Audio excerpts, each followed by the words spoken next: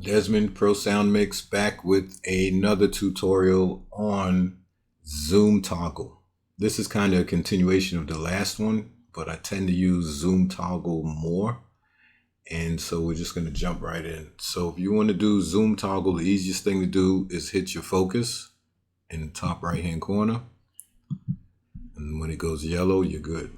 So the Zoom toggle, basically you just select your track and hit the E key. Okay, so now you're zooming, but you can also highlight and just zoom in on that part. So I just zoomed in on one bar. I just highlighted one bar and I zoom in and you get this. So it's a good way to zoom in when you want to get really close and do edits and want to get back to where you were. So you can do that. So now you can also go to setup and go to preferences, and we have a couple other things that we can do with the zoom toggle. So I can select last used. So now when I select last used and I go back, it's going to do that. But let's say I zoomed in even more. All right, so I zoomed in like that. When I go back, even if I zoom like this, if I select that range, when I zoom in, it goes to last, because that's the last one that I use. So it goes to the last used. Okay, so we can change that and do other things. I like last used though. So we can do remove range after zooming, and all that does is, if you had a range here and you zoomed in, you no longer have a range. You don't have to see it highlighted over here.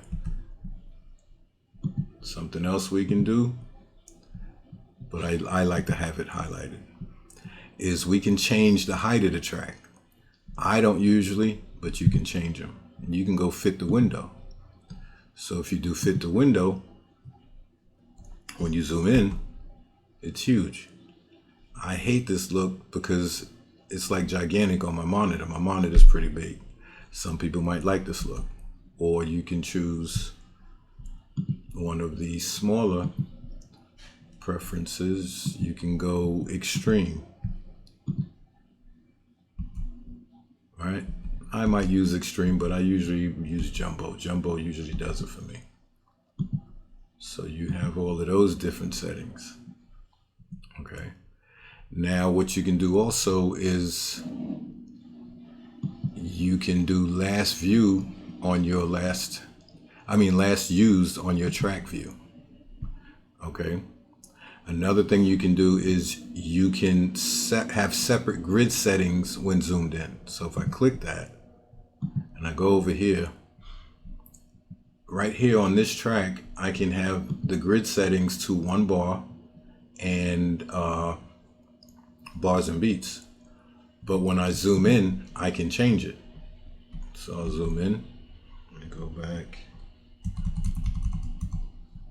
And I can do this, I can set this one to, let's say, 16th notes, bars and beats. Okay, so now when I zoom out, it goes to, if you check, it's back at a bar, bars and beats. And when I zoom in, you see it's at 16 notes, bars and beats. So this is real cool for editing, right? And you want to see what you're editing and all of that. You can literally have two different views. So now you're looking at it like this. And if you use last used, it's going to go back to what it was. Something else you can do is you can go to preferences and you can hit zoom toggle follows edit selection.